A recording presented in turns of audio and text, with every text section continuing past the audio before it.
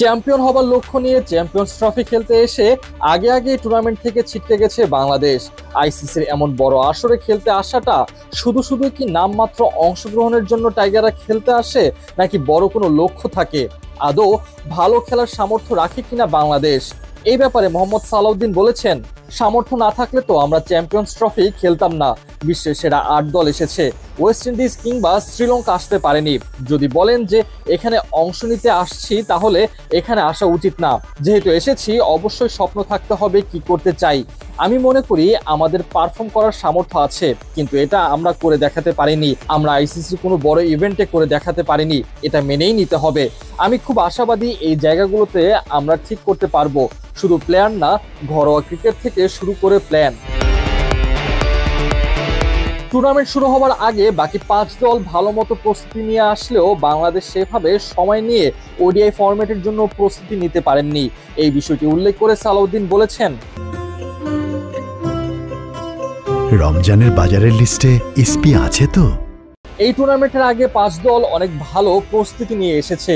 ত্রিদেশীয় সিরিজ হয়েছে পাকিস্তানে, ভারত ইংল্যান্ড সিরিজ খেলেছে, কিন্তু আমরা তা পারিনি। বিপিএল এর 2 দিন পর ফ্লাই করতে হয়েছে। প্ল্যানের জন্য আসলে প্লেয়াররা না, শুধু ম্যানেজমেন্টকেও চিন্তা করতে হবে। সবকিছুর সমন্বয়ে পারফরমেন্স আসতে পারে। সবকিছু বসে গুছিয়ে পরিকল্পনা করে এগোতে পারলে আমাদের জন্য ভালো হবে। প্রথমে ভারত, এরপরে নিউজিল্যান্ড, 2 দলের কাছে বেশ বাজেভাবে হেরেছে বাংলাদেশ দল। সিনিয়র ক্রিকেটাররা চাইলে দায়িত্ব নিয়ে পরিস্থিতি সামাল দিতে পারত, কিন্তু হয়েছে ঠিক উল্টোটাই। তবে সালাউদ্দিনের দাবি, শুধু সিনিয়ররাই নয়, বরং দলের 15 জনেরই সমান হারে দায়িত্ব দলের হাল ধরা।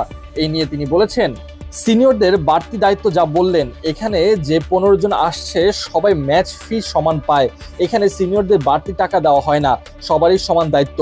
এটা জাতীয় দল, এখানে প্রত্যেকেরই রোল আছে, সবাইকে সমানভাবে পারফর্ম করতে হবে। এখানে কেউ ভালো না করতেই পারে। দল হিসেবে আমরা ভালো করতে পারিনি, ব্যক্তিগত পারফরমেন্স দিয়ে আসলে কিছু হবে না। দিন শেষে ম্যাচ হেরেছি, খারাপ লেগেছে। সেরা 11 জনকে পারফর্ম করতে হবে। 15 সদস্য স্কোয়াডে যারা এখনো পর্যাপ্ত সুযোগ পাননি, তাদের মধ্যে কেউ পাকিস্তান ম্যাচে সুযোগ পাবেন কিনা এই ব্যাপারে কোচ বলেছেন, যেহেতু টুর্নামেন্ট খেলতে এসেছি, কাউকে সুযোগ দেওয়ার মতো অবস্থা নিয়ে কথা হয়নি। সুযোগ দেওয়ার চেয়ে সুযোগ আদায় করে নেওয়া ভালো হবে। এখানে সেরা 11 জন নিয়েই মাঠে নামা উচিত।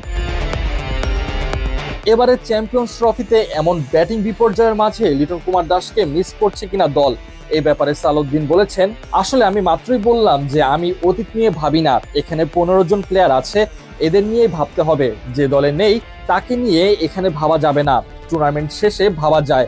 যারা এখানে আছে তারাই আমাদের দলের সেরা 15 জন ক্রিকেটার।